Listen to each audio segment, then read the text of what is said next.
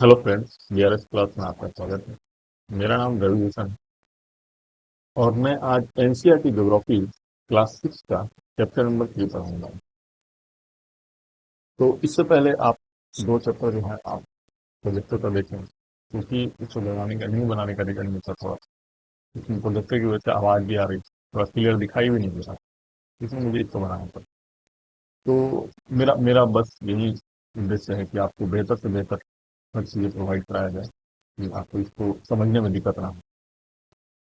तो चलिए हम देखते हैं क्या है इसमें। पृथ्वी की गति, पृथ्वी की गतियों से पृथ्वी पर क्या क्या होता है उसके बारे में थोड़ा बहुत हम इसमें जानकारी देंगे आपको। इस चैप्टर में थोड़ा बहुत जानकारी देंगे। इससे पहले मैं इसको समझाऊंगा कि कैसे, मतलब इसके अंतर्गत जो भी चीजें हैं क्या क्या आती हैं। चल देखते हैं, पहले इस चैप्टर को पढ़ा जाए, ठीक है। उसके बाद से बीच बीच में जो भी चीजें होंगी उसको ब्रीफ में समझाने का प्रयास करूंगा। चलिए, जैसा कि आप जानते हैं कि पृथ्वी की गति दो प्रकार की है, ठीक है। घूर्णन एवं परिक्रमण, ठीक है। अब देखिए, घूर्णन किसको बोलते हैं? घूर्णन मतलब कि जब पृथ्वी अपने ही अक्ष पे घूमती है उसको घूर्णन बोला जाता है, ठीक है। अपने अक्ष पे जब ये चक्कर लगाती है तो इसको घूर्णन बोला जाता है। लेकिन जब पृथ्वी जब पृथ्वी ठीक है, मान लीजिए सूर्य, जब पृथ्वी किसी कक्ष के अंदर में सूर्य का परिक्रमण करती है, कक्ष के अंदर में सूर्य का परिक्रमण करती है, तो उसे क्या बोलते हैं? परिक्रमण बोला है। सूर्य का जो चक्कर लगाती है उसे परिक्रमण बोला जाता है। अब देखिए, क्योंकि ये देखिए एक कहा जाता है ना कि जैसे यहाँ पे लिखा हुआ है कि पृथ्वी अपने अक्ष पर घूमना घूर्णन कहलाता है। सूर्य के चारों ओर एक स्थित कक्ष में पृथ्वी की गति को परिक्रमण कहा है। आप देखिए, हम आपको बताना चाहेंगे कि ये ऐसा कोई, इस प्रकार का कोई ऐसा लाइन नहीं है, कोई ऐसा लाइन ड्रॉ नहीं किया गया है अपने ब्रह्मांड में जिसके अंतर्गत जैसे कोई भी ग्रह है किस चीज का चक्कर लगा रहा है। हमारी पृथ्वी अगर सूर्य के चक्कर लगा रही है तो इसका मतलब ये नहीं है कि कोई ऐसा कोई बाउंड्री, कोई लाइन मतलब यहाँ पे दर्शाया गया है, कोई लाइन खींचा गया है जिसके अंतर्गत ये पृथ्वी सूर्य का चक्कर लगा रही है, ठीक है। अब क्या होता है, इसके बीच का जो डिस्टेंस है इसको मैं आपको समझाना चाहूंगा कि इसके बीच का ये ऐसा क्यों होता है। देखिए क्या होता है कि दोनों के पास अपने जितने भी ग्रह है, तारे हैं, सबके पास अपना गुरुत्वाकर्षण शक्ति होता है, ठीक है। अब इसमें क्या होता है ना कि मान लीजिए सूर्य अपने गुरुत्वाकर्षण शक्ति से पृथ्वी को खींच रहा है, ठीक है, और पृथ्वी अपनी गुरुत्वाकर्षण शक्ति से, दोनों अपना अपना गुरुत्वाकर्षण शक्ति लगा रहा है। अब जिसमें जो अपना पावर, जिसका पावर ज्यादा हो वो अपने तरफ ज्यादा खींच रहा है। बाकी जितने भी ग्रह हैं, जो दूसरे सारे ग्रह हैं वो दूरी पर हैं, कुछ नजदीक है, तो जिसकी पावर कम है वो सूर्य से खिंचाव तो उसकी ज्यादा है, इस सेंस में। तो इसमें क्या होता है ना कि क्योंकि ये दोनों एक ये पावर लगा रहे हैं अपना, ये अलग पावर लगा रहा है, तो इसके बीच का जितना पावर होता है कांस्टेंट। जैसे एक समझिए कोई एक आदमी है, मजबूत आदमी किसी कमजोर आदमी को खींच रहा है, तो इसका मतलब ये थोड़ी है कि वो भी खिंचा जाएगा, ठीक है। मजबूत आदमी पूरा खींच रहा है, ये भी तो प्रयास करेगा। तो इनके बीच में तो कुछ तो डिफरेंस आ जाती है, या तो ये पूरा कमजोर हो जाएगा तो ये इसके पास एकदम ये हो जाएगा, करीब आ जाएगा, और जितनी इसकी पावर होगी उतनी ही इसकी दूरी बढ़ती जाएगी, दूरी होगी, ठीक है। इसका पावर मान लीजिए ये मजबूत, ये कमजोर है, तो ये अपना भी पावर लगाएगा, ये थोड़ा अपना ये अपना पावर लगा ही रहा। तो इन दोनों के बीच का जो पावर का जो गैपिंग होता है उसी को हम एक अक्ष की तरह, कक्ष की तरह मान लेते हैं कि हाँ, अब दोनों का पावर के बीच का जो गैपिंग बना है, ये बना है। अब इससे अंदर ये नहीं आ सकता, इसका ये अपने अब इससे ज्यादा ये नहीं खींच सकता, और इससे अंदर ये भी आने का प्रयास नहीं करेगा, ठीक है। इसकी पावर इतनी है, तो इसलिए एक बाउंड्री लाइन बन गया कि इसके अंतर्गत ही ये खिंचावट होगा, ठीक है। जैसे कि मून का ही है, मून हमारे जो करीबी जो तारा है, उपग्रह है, तो ये भी पृथ्वी के खिंचावट में है। तो ये भी अपना पावर लगाता है, गुरुत्वाकर्षण शक्ति लगाता है, ये भी अपनी गुरुत्वाकर्षण शक्ति लगाता है। लेकिन एक ऐसा समय आएगा कि मून हमारे से धीरे धीरे दूर चला जाएगा, ठीक है।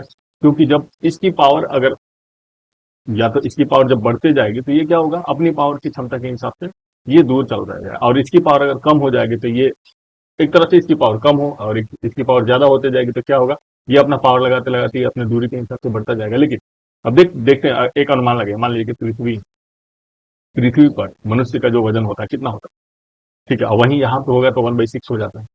क्यों हो जाता है? इसका गुरुत्वाकर्षण शक्ति यहाँ पे कम है और यहाँ पे कोई गुरुत्वाकर्षण शक्ति ज्यादा है, इसलिए यहाँ पे इसका वजन इतना है, ठीक है। अब समझ सकते हैं, तो इसी को इसमें दर्शाया गया है। चलिए अब देखते हैं, अब इसको को पढ़ने का प्रयास करते हैं क्या क्या है।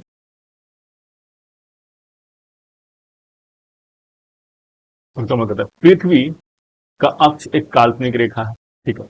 मैंने अभी बताया कि पृथ्वी का जो अक्ष है, मान लीजिए कि पृथ्वी का जो अक्ष है एक काल्पनिक रेखा है, ठीक है, जो अपने कक्षीय सतह से 66.5 डिग्री का कोण बनाता है। मान लीजिए पृथ्वी पृथ्वी जैसे पृथ्वी जो है ना, वो एकदम गोलाकार तो है, लेकिन ये ऐसा नहीं है कि एक बॉल की तरह एकदम इस रूप में ये खड़ा है। इसकी जो डायरेक्शन है वो इस तरह से है, ये पेंडुलम की तरह एक 160, मान लीजिए 190 ये है, ठीक है, ये 90 डिग्री बोला जाए, ठीक है। अब ये क्या होता है, 23.5 डिग्री ये अपने अक्ष से झुका हुआ है, ठीक है। और ये क्या करता है, यहाँ से 66.1.2, ठीक है, ये क्या करता है, 66.5 डिग्री का कोण बनाता है, 66.5 डिग्री का ये कोण बनाता है। तो ये क्या होता है ना, इसका जो एंगल है समझिए एच है, ठीक है, इस तरह से ये झुका हुआ है और ये लाइन इसका बनता है, मेन जो लाइन होता है। और इस तरह से आपका जो ध्रुव है, नॉर्थ पोल है, फिर ये अक्षांश रेखा है, ठीक है, ऐसे ऐसे करते करते ऐसे ऐसे बना है, ठीक है। तो अब देखिए क्या होता है, क्योंकि ये 66.5 डिग्री झुका हुआ है, वह समतल जो कक्ष के द्वारा बनाया जाता है उसे कक्षीय समतल कहा जाता है, ठीक है। अब इसका कक्षीय समतल कौन सा है, ये वाला भाग है, ठीक है, इसको हम कक्षीय समतल बोलेंगे। समझ में आ रहा है, कक्षीय समतल क्यों बोलेंगे, क्योंकि यहां से इसका एंगल बन रहा है, ठीक है, ये तो 90 डिग्री हो गया ना। अगर इस तरह से हम अनुमान लगा, मान लीजिए कि ये हमारा जो अगर कोई भी वृत्त हम खींचते हैं तो उसको ऐसे बनाएंगे हम, लेकिन क्या है कि इसी को हम कक्ष मानेंगे, कक्षीय समतल तो इसी को मानेंगे। लेकिन ये कितना झुका हुआ है, ये इसके इसके अनुरूप माना जाएगा, तो इसीलिए 66.5 डिग्री ये झुका हुआ है, 66.5 डिग्री का कोण बना रहा है, 23.5 डिग्री ये झुका हुआ है, ठीक है। तो इसी जो ये वाला जो लाइन है, जहां से इसका जो लाइन ड्रॉ होता है, ठीक है, जहां से इसके बारे में पता चलता है कि कैसे इसको कितना झुका हुआ है, कितना कितना डिग्री झुका हुआ है और कितना इसके बीच में गैप है, तो इस लाइन को ही हम कक्षीय लाइन बोला जाता है, ठीक है। अब चलिए, पृथ्वी सूर्य से प्रकाश प्राप्त करती है। पृथ्वी का आकार गोले के समान है, इसलिए इस समय सिर्फ इसके आधे भाग पर ही सूर्य का रोशनी पड़ता है। सही बात है, अनुरूप। मान लीजिए कि कोई पृथ्वी का तो आकार ऐसा नहीं है ना, तो मान लीजिए यहाँ पे प्रकाश पड़ता है तो पूरे भाग पे प्रकाश पड़ेगा, ठीक है। पृथ्वी का आकार एक दीवार एक या रेक्टेंगल की तरह नहीं है, या कुछ ऐसा तरह नहीं है जैसे कि इसके पूरे भाग पे अगर लाइट डाला जाए तो पूरे भाग पे पड़ेगा। इसका जो जो आकार है वो गोलाकार है। तो कभी भी मान लीजिए कि यहाँ पे सूर्य है, जब सूर्य इसको मान लिया जाए तो ये पृथ्वी है, ठीक है, तो इसका प्रकाश कितने भाग को पड़ेगा, इतने भाग को पड़ेगा, क्योंकि इसके पीछे वाले भाग पे मान लीजिए कोई आपके बॉल आपके पास है, उसको देख लीजिएगा, उस पर एक टॉर्च मार के देख लीजिएगा कि उसके कितने भाग पे आपको प्रकाश पड़ा है। तो मान लीजिए इसके आधे भाग पे ही प्रकाश पड़ेगा, ठीक है, रोशनी पड़ेगा। तो सूर्य की ओर वाले भाग दिन होता है, जहां रोशनी होगा, मान लीजिए हम ऑब्वियसली दिन में ही प्रकाश मिलता है, जहां रोशनी होगा उस भाग को क्या बोलते हैं, दिन बोलते हैं, ठीक है। और दूसरे भाग जो सूर्य से दूर है वहां पे रात होती है। सही बात है। तब आगे चलिए, ग्लोब पर वह वृत्त जो दिन या रात को विभाजित करता है उसे प्रतिदीप्त वृत्त बोला जाता है। अब देखिए यहाँ पे समझिए इस चीज को, प्रतिदीप्त वृत्त किसको बोलते हैं। मान लीजिए पृथ्वी है, ठीक है, ये इसका कक्षीय समतल हो गया, ठीक है, ये 90 डिग्री हो गया, ये 90 डिग्री हो गया, ठीक है।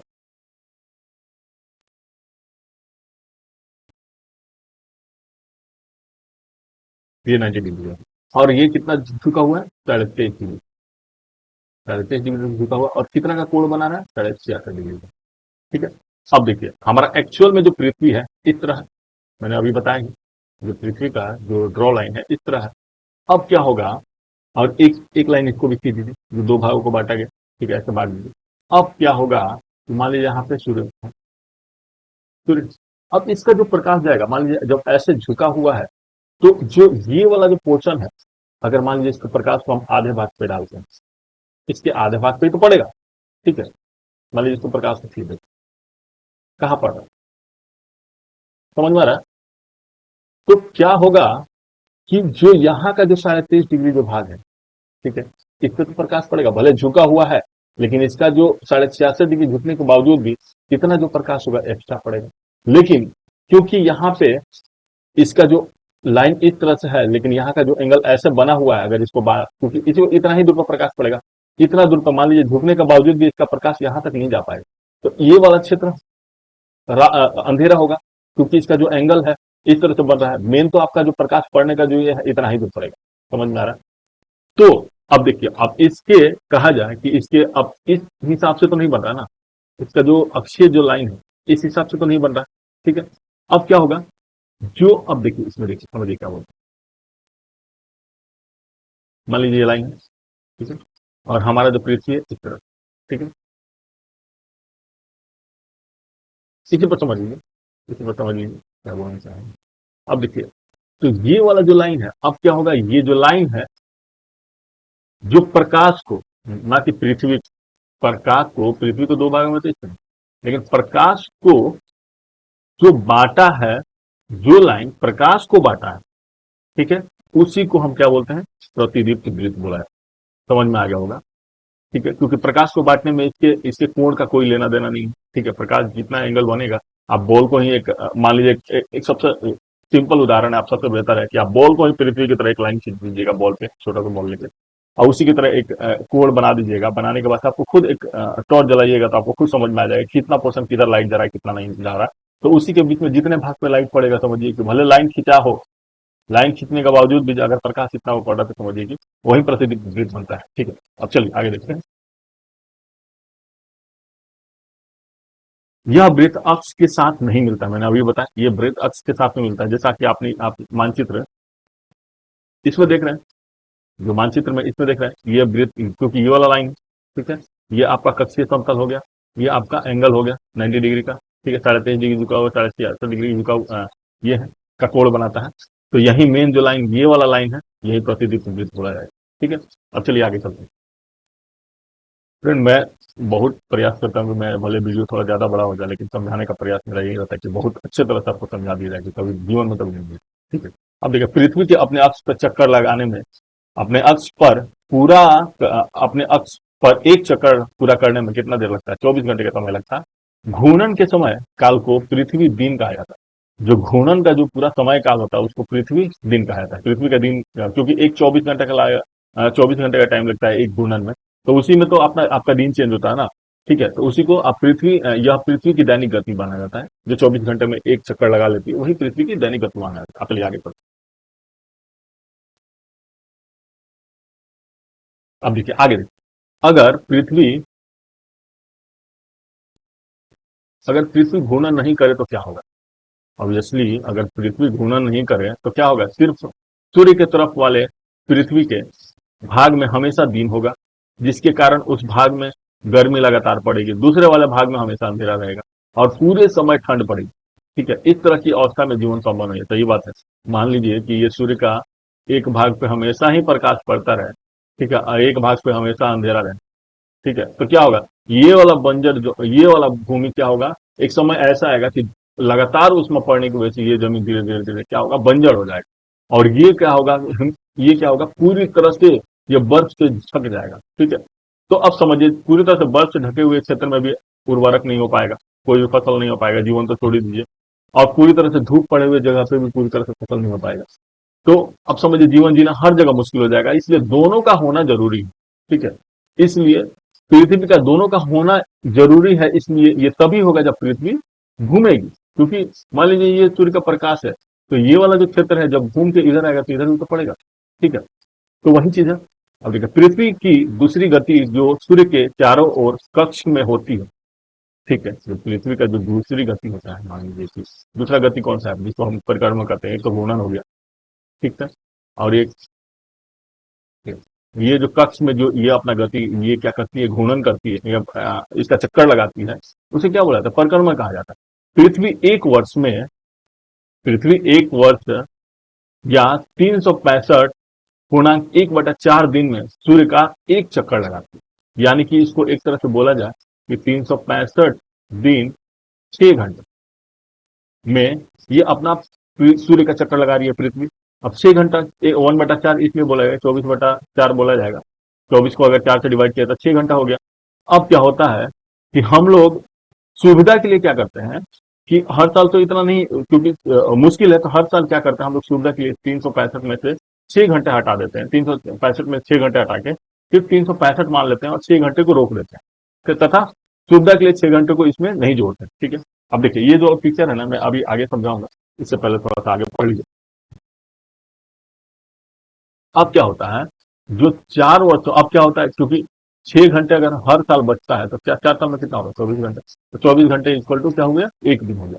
अब क्या होता है, हर चौथे साल में जब 4 घंटे मिलकर, जब 6 घंटे चार चार बार मिलकर क्या होता है 24 घंटे हो जाता है, तो इसको हर चौथे साल में इसको जोड़ देते हैं। ठीक है, 6 घंटे को मिलकर यानी एक दिन हो गया। तो इसके अतिरिक्त दिन को क्या करते हैं, हम क्या करते हैं कि फरवरी में, क्योंकि फरवरी 28 दिन का होता है, तो इसमें क्या करते हैं एक दिन जोड़ के 29 दिन का बना देते हैं। ठीक है, और उस साल का जो ईयर होता है वो 366 दिन का। ठीक है, उस साल पूरे साल को ईयर को माना जाता है 366 दिन का। इस प्रकार चौथे वर्ष फरवरी माह में 28 के बदले 29 दिन का होता है। ऐसे वर्ष जिसे 366 दिन होता है उसे लीप वर्ष कहा जाता है। ठीक है, अब इस जो जो साल में 366 दिन का होता है या 29 दिन का फरवरी होता है, उसको हम लीप वर्ष बोलते हैं। ठीक है, अब देखिए आगे देखिए, समांतर एक वर्ष को, अब देखिए आगे देखिए, ध्यान दीजिए, पृथ्वी के पूरे कक्ष पर में, पृथ्वी के पूरे कक्ष में एक ही दिशा में झुकी हुई है। ठीक है, कैसे, देखिए इसको थोड़ा सा क्लियर में दिखा देते हैं आपको। एक ही दिशा में कैसे झुकी है, ये पूरे कक्ष में इसका एंगल कैसा बना हुआ है, पूरे कक्ष में इसका एंगल कैसा बना, ऐसे ही तो है, हर जगह तो इसका एंगल इसी तरह है। ऐसा तो नहीं है ना कि इधर से इधर आने में ऐसे मुड़ गया होगा। ठीक है, या इधर से इधर जाने में ऐसे हो गया होगा या ऐसे हो गया होगा, ऐसा तो नहीं है, सब जगह इसका जो एंगल है इसी तरह से बना हुआ। ठीक है, वही उसको बता रहा है।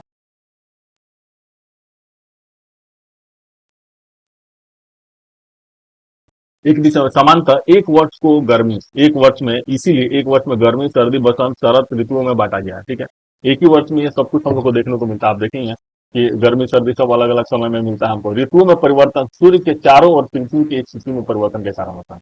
ठीक है, ऋतुओं में जो परिवर्तन होता है कैसे होता है, इसी वजह से होता है। सूर्य के जब चारों ओर हम चक्कर लगाती है जो हमारी पृथ्वी है, क्योंकि जो ये वाला भाग है, ये यहाँ तक आते आते फिर ये वाला भाग इसके सामने ना रह जाएगा। ठीक है, अब ये वाला भाग रहेगा, फिर यहाँ तक आते आते ये वाला भाग इसके सामने ना रह जाएगा, अब ये वाला भाग होगा। तो इससे क्या होगा, जो भाग में जैसा टेम्परेचर या जैसा सूर्य का प्रकाश रहेगा उसी हिसाब से उस क्षेत्र में आपका उष्मा रहेगा। ठीक है, जिस क्षेत्र में अगर उसका प्रकाश कम होगा उस क्षेत्र में क्या होगा, उष्मा कम होगा, और वहां पे क्या होगा, ठंडी का मौसम हो सकता है। कहीं ऐसे जगह पे है जहां पे, इस जगह पे क्या होता है ना, बहुत तेज से आपको प्रकाश नहीं पड़ने की वजह से कुछ क्षेत्र में आपको बसंत ऋतु आता है, कुछ क्षेत्र में आपको शरद ऋतु आता है। वही चीज आपको मैं इसको डिटेल में पढ़ाऊंगा। ठीक है, उससे पहले थोड़ा सा इस चैप्टर को थोड़ा देख लीजिएगा क्या है, क्योंकि उसको समझना बहुत जरूरी है।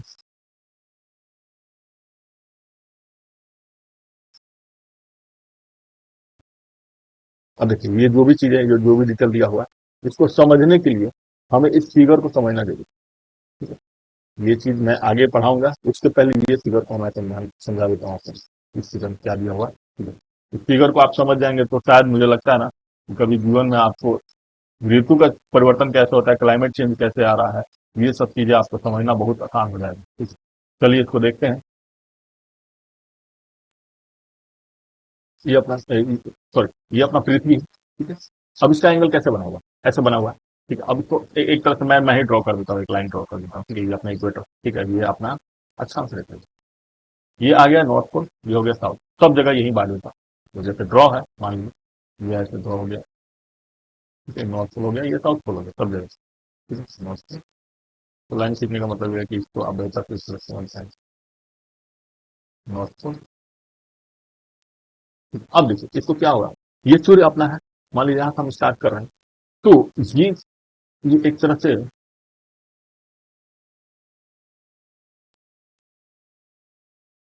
अब देखिए मान लीजिए इसके प्रकाश को हम डालें, ये प्रकाश है, ऐसे एंगल जो बना हुआ है इसका, तो जो एंगल ऐसे बना हुआ है, इसको प्रकाश को हम डालते हैं। ठीक है, तो कहाँ बनता है, इसको अगर डाला जाए ऐसे, तो आप समझ रहे हैं किस क्षेत्र में इसका प्रकाश बन रहा है।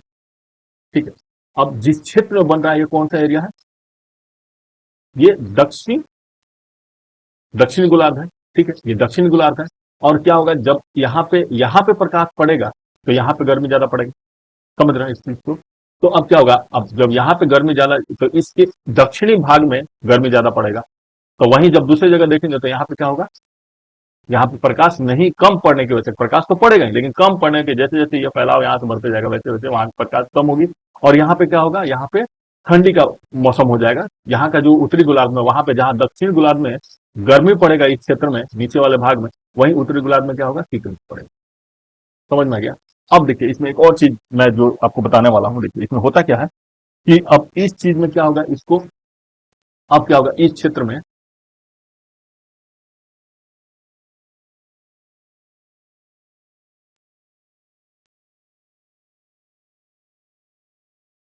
अब क्या होगा कि इस क्षेत्र में क्या होगा कि दक्षिण अयान जो ये चीज है, ये क्या होता है, इसका वजह, इसका मतलब क्या होता है कि जब 22 दिसंबर एक ऐसा दिन आता है कि सूर्य का जो प्रकाश है, ठीक है, 22 दिसंबर एक ऐसा दिन आता है कि सूर्य का जो प्रकाश है वो क्या होता है कि पृथ्वी पर क्या करता है।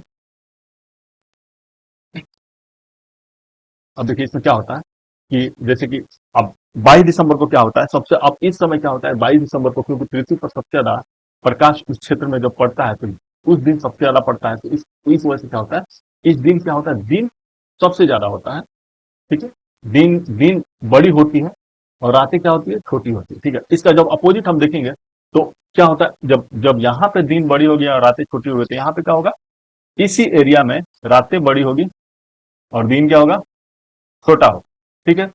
तो इसका जस्ट विपरीत में ये होगा, ठीक है। अब क्या होता है, इसी को जब रातें बड़ी होती है और दिन छोटा होता है, इसको क्या बोलते हैं हम, दक्षिणी अयनांश बोलते हैं, ठीक है। दक्षिणी अयनांश इसी वजह से बोलते हैं कि जब रातें बड़ी होती है, यहाँ पे दिन बड़ा होता है और रातें छोटी होती है, इस केस में क्या होता है, क्योंकि ये कहाँ हो रहा है, हमारे दक्षिण क्षेत्र में, ठीक है, तो इसीलिए इसको दक्षिणी अयनांश बोलते हैं। जब ये नॉर्थ क्षेत्र में जब क्या होगा, प्रकाश जब नॉर्थ क्षेत्र में पड़ेगा, जिस दिन सबसे ज्यादा पड़ेगा प्रकाश, जिस दिन दिन बड़ी होगी और रातें छोटी होगी, उस दिन को क्या बोलेंगे, उत्तरी अयनांश। ये कब होगा आपका, 21 दिन को, ठीक है। अब देखिए आगे देखिए,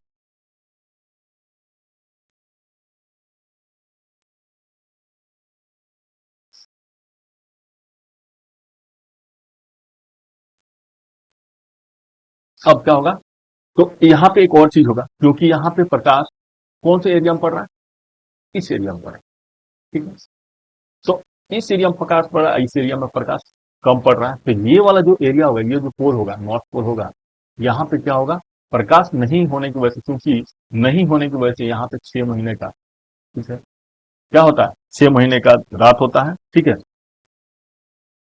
6 महीने का रात होता है, और ये वाला क्षेत्र में 6 महीने का दिन होता है, ठीक है, क्योंकि यहाँ पे प्रकाश लगातार पड़ रहा है। अब देखिए इसको मैं थोड़ा समझा रहा हूँ कि क्यों यहाँ पे दिन हमेशा 6 महीने का दिन होता है, ये साउथ वाले पोल पे, साउथ वाले पोल पे 6 महीने का दिन होता है, 6 महीने का दिन होता है, और नॉर्थ वाले पोल पे 6 महीने का रात होता है। वहीं यहाँ पे अपोजिट हो जाएगा जब इस एंगल में, क्योंकि ये वाला यहाँ पे जो कंडीशन जो हो रहा है ना, यहाँ इस वाले में नहीं होगा, इस वाले में जो कंडीशन होगा वो इस वाले में होगा, और इस वाले में जो कंडीशन हो रहा है वो इस वाले क्षेत्र में होगा, ठीक है। अब इस वाले क्षेत्र में क्या होगा, जहां नॉर्थ पोल पे क्या हो रहा है, 6 महीने का रात इस समय हो रहा है, वहीं नॉर्थ पोल पे इस समय क्या होगा, 6 महीने का दिन होगा, साउथ पोल पे 6 महीने का रात होगा, ठीक है। अब देखिए कैसे क्यों होता है यहाँ पे 6 महीने का रात और 6 महीने का दिन, हम इसको फिगर में थोड़ा समझ जाते हैं। मान लीजिए कि इसको यहाँ पे लगातार प्रकाश पड़ रहा है, पश्चिमी छोर पे हमको लगातार प्रकाश मिल रहा है, लेकिन अब क्या होगा, पृथ्वी तो अपने अक्ष पे क्या करती है, अपने कक्ष पे घूर्णन करेगी, ठीक है, सूर्य का परिक्रमा चक्कर लगाएगी। तो अब क्या होगा, मान लीजिए कि ये पृथ्वी यहाँ है, ठीक है, तो पृथ्वी आ गई तो इसका एंगल थोड़ी बदल गई, आप समझ रहे हैं। तो प्रकाश कहाँ पड़ेगा, सबसे ज्यादा प्रकाश फिर यहीं पर, फिर वहीं मिला जुला के समझिए कि सबसे ज्यादा प्रकाश आपके ये साउथ पोल पे ही पड़ रहा है। ये इक्वेटर से नीचे वाले साउथ जो उसके दक्षिण गोलार्ध है उस एरिया में पड़ रहा है, और इस एरिया में यहाँ पे अभी भी नहीं प्रकाश पड़ रहा है। पड़ भी रहा है तो इक्वेटर के बाद से जो पड़ता है प्रकाश तो पड़ेगा ही, लेकिन प्रकाश का मात्रा कम होगा, और यहाँ तक जाते जाते पूरी तरह से खत्म हो जाता है, और यहाँ जाते जाते हमेशा प्रकाश रहता है, और यहाँ पे पूरी तरह से खत्म होने की वजह से ये रात बन जाता है। मान लीजिए इसको यहाँ पे भी रख देते हैं तो अभी प्रकाश कैसे पड़ रहा है, कहाँ पर, वहीं पड़ रहा है, ठीक है। यहाँ पे भी रख देते हैं तो प्रकाश किस क्षेत्र में पड़ रहा है, यही पड़ रहा है। अब देखिए यहाँ से पूरे जो एरिया होता है, पूरा हमारा जो एक साल का कार्यकाल होता है कितना, 12 महीने का होता है, ठीक है। तो यहाँ से जब तक यहाँ तक आता है तब तक क्या होता है, ये प्रकाश मान लीजिए इस वाले एरिया में तब भी प्रकाश पड़ रहा है, यहाँ पे मिला देंगे तब भी प्रकाश पड़ रहा है, ठीक है।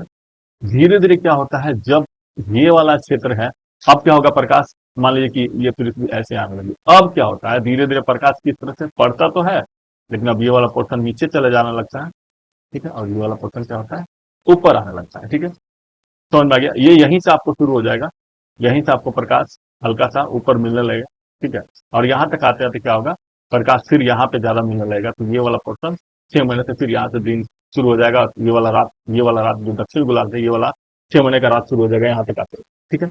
अब समझ में आ गया इस चीज को कि क्यों 6 महीने रात और 6 महीने दिन होता है, ठीक है। अब चलिए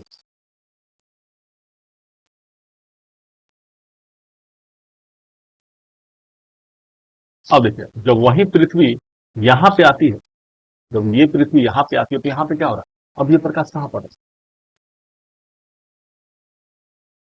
समझ रहे हैं? क्योंकि पृथ्वी का जो एंगल है ऐसे बन गया, ठीक है। तो पृथ्वी जैसे आप बॉल, आपको बार बार मैं समझा रहा हूँ कि बॉल पे एक इस तरह का चित्र आप बना के, इसी तरह का सेम चित्र बना के फिर एक टॉर्च जलाने का प्रयास किया, आपको समझ में आएगा। पृथ्वी का प्रकाश ऐसा नहीं है कि नीचे है तो इस जगह पे ज्यादा पड़ रहा है, ठीक है। पृथ्वी का प्रकाश क्या हो रहा है, ये फैलाव की तरह बन रहा है, जहां तो यहाँ पे भी रहा है लेकिन इसका फैलाव है, ठीक है। फैलाव होना शुरू हो जा रहा है। अब यहाँ पे क्या होगा ना कि ये वाला क्षेत्र पे भी हल्का हल्का इस एरिया में प्रकाश का बढ़ाव ज्यादा हो जाएगा, आपको नॉर्थ पोल की तरफ प्रकाश का बढ़ाव बढ़ते जाएगा। तो और इस वाले क्षेत्र में प्रकाश इतना नहीं फैल पाएगा, ठीक है। प्रकाश का फैलने का तरीका इस तरह से हो रहा है, ठीक है। अब इस तरह से क्या होता है कि क्योंकि इस समय पूरे क्षेत्र पे जिस तरह यहाँ पे प्रकाश डायरेक्ट क्यों पड़ रहा है, इस तरह से प्रकाश यहाँ पे नहीं पड़ रहा है। इस तरह से प्रकाश यहाँ पे क्या हो रहा है, आपको इक्वेटर पे ही पड़ रहा है, ठीक है। क्योंकि ये डायरेक्ट इक्वेटर पे ही प्रकाश आपको सबसे ज्यादा पड़ेगा, बाकी जगह पड़ेगा वो कम पड़ेगा, ठीक है। तो बढ़िया से आपको हर जगह उष्मा प्राप्त नहीं होगा, तो इसलिए ना यहाँ पे गर्मी होगा, ठीक है, गर्मी का मात्रा कम होगा, ठीक है।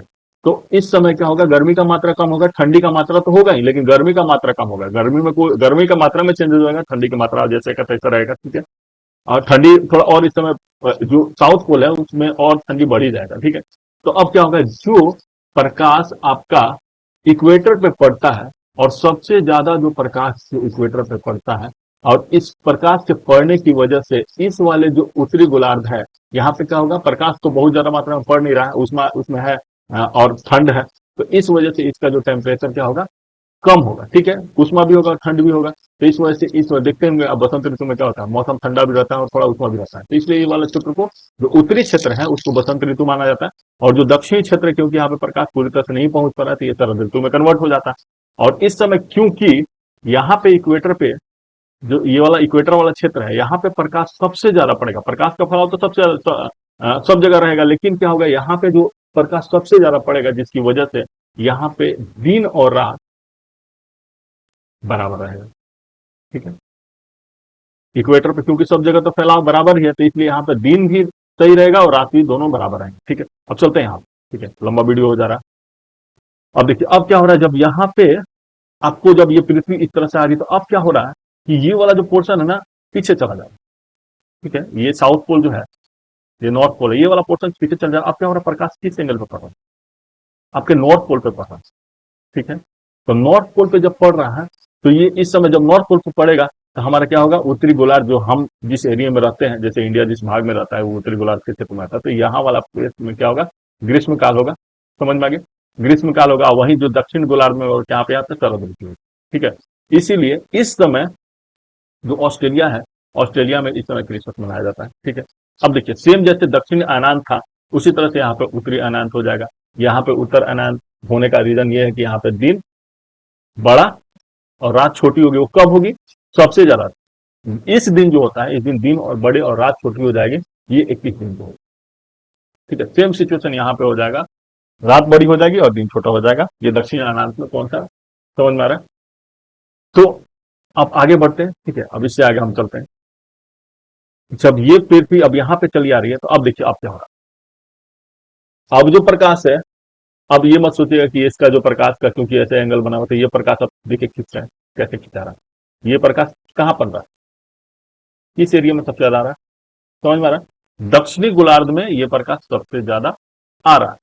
तो क्योंकि जो यहाँ कंडीशन था वही वहां, यहाँ पे वही कंडीशन है।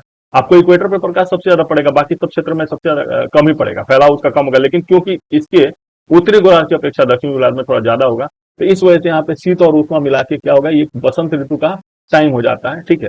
तो इसलिए जैसे देखते होंगे सितंबर के टाइम में कितना मतलब मौसम ठंडा और गर्मी दोनों उस टाइप का फील होता है। तो इसलिए दक्षिणी गोलार्ध में क्या होगा, बसंत ऋतु माना जाएगा। इसका अपोजिट हमारे समय में जो होता है उत्तरी गोलार्ध में, उस समय बसंत ऋतु कब आता है, ये समय आता है। और वहीं दक्षिण गोलार्ध में क्या होगा, इस समय सितंबर के टाइम में बसंत ऋतु आएगा, ठीक है। और जो हमारा जो उत्तरी गोलार्ध होगा वो शरद ऋतु माना जाएगा, ठीक है।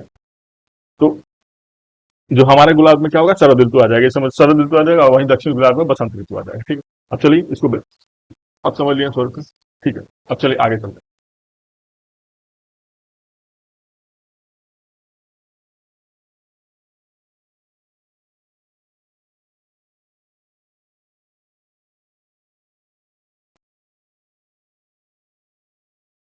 देखिए तो देखिए, अब मैं जल्दी जल्दी लाइन बाय लाइन पढ़ा देता हूँ क्योंकि ये सारी चीजें उसमें दी गई हैं, ठीक है। बाकी अब कुछ पढ़ाने वाला चीज इसमें नहीं है।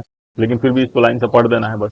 आप देखेंगे कि 21 जून को उत्तरी गोलार्ध में सूर्य की तरफ झुका हुआ है, उत्तरी जो गोलार्ध है ये सूर्य की तरफ झुका हुआ है, सूर्य की किरणें कर्क रेखा पर सीधी पड़ती है, ठीक है। इसके परिमाण स्वरूप इस क्षेत्र में ऊष्मा की प्राप्ति होती है। ध्रुवों के पास वाले क्षेत्र को, फिगर को देख के तब आप इसको पढ़िएगा, आपको आसानी से समझ में आ जाएगा। ध्रुवों के पास वाले क्षेत्र में कम ऊष्मा प्राप्त होती है क्योंकि वहां सूर्य की किरणें तिरछी पड़ती है, ठीक है। उत्तर ध्रुव सूर्य की तरफ झुका हुआ होता है तथा उत्तरी ध्रुव रेखा के बाद वाले भागों पर 6 महीने का लगातार दिन और 6 होता है। क्योंकि उत्तरी गोलार्ध में बहुत बड़े भाग में सूर्य की रोशनी प्राप्त होती है, इसलिए विषुवत वृत्त के उत्तरी भाग में गर्मी का मौसम होता है। 21 जून को इन क्षेत्रों में सबसे लंबा दिन, सबसे छोटी रातें होती है। जो 21 दिन को होता है उसमें फिगर में दिखा रखा है। पृथ्वी के इस अवस्था को दिन और रात की वजह से इस अवस्था को क्या बोलते हैं? उत्तर अयनांश बोलते हैं, ठीक है, ठीक है। आगे चलिए।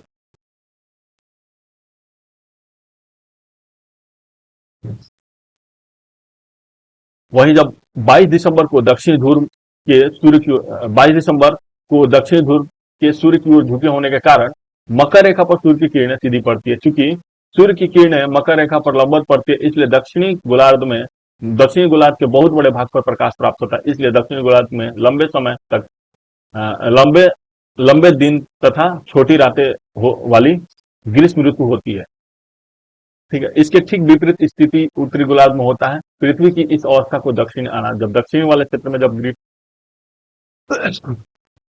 दिन बड़ा और रातें छोटी होती है तो उस अवस्था में क्या होता है? दक्षिण गोलार्ध में दक्षिण अनाज कहा जाता है, ठीक है। आप समझ सकते हैं ऑस्ट्रेलिया में जब ग्रीष्म ऋतु में ऑस्ट्रेलिया में ग्रीष्म ऋतु में क्रिसमस का पर्व मनाया जाता है, ठीक है। अब देखिए 21 मार्च और 23 सितंबर को सूर्य की किरणें विषुवत वृत्त पर सीधी पड़ती है। इस अवस्था में कोई भी ध्रुव सूर्य की ओर नहीं झुका है, क्योंकि सही बात है, ध्रुव सूर्य की ओर नहीं झुका है, जिसकी वजह से इसमें प्रकाश बहुत अच्छी तरह से नहीं पड़ रहा है। तो अब क्या होता है? कोई भी ध्रुव सूर्य की ओर नहीं झुका हुआ है, इसलिए पूरे पृथ्वी पर दिन और रात बराबर होता है, ठीक है। इसे विषुव कहा जाता है, ठीक है। 21 मार्च और 23 सितंबर को क्या होता है? ये होता है। 23 सितंबर को उत्तरी गोलार्ध में शरद ऋतु होती है, जबकि दक्षिणी गोलार्ध में बसंत ऋतु होता है। 21 मार्च को स्थिति इसके विपरीत होती है, उत्तरी गोलार्ध में बसंत ऋतु तथा दक्षिणी गोलार्ध में शरद ऋतु होती है। इस प्रकार स्पष्ट है कि पृथ्वी के घूर्णन एवं परिक्रमण के कारण दिन एवं रात तथा ऋतुओं में परिवर्तन होती है। समझ में आ गया इसमें क्या क्या चेंजेस आ रहा है? इसके गतियों के कारण क्या होता है? दिन और रात में परिवर्तन होता है और हमारे ऋतुओं में परिवर्तन होता है। ये बहुत बड़ी चीज हो गई, ठीक है। इसको समझ में चलिए, ठीक है फ्रेंड, थैंक यू। आप इस चैनल को अगर अच्छा लगा है तो आप इस चैनल को सब्सक्राइब कीजिए, लाइक कीजिए और शेयर कीजिए, जैसे जिससे मुझे भी अच्छा लगेगा, ठीक है। Thank you friend.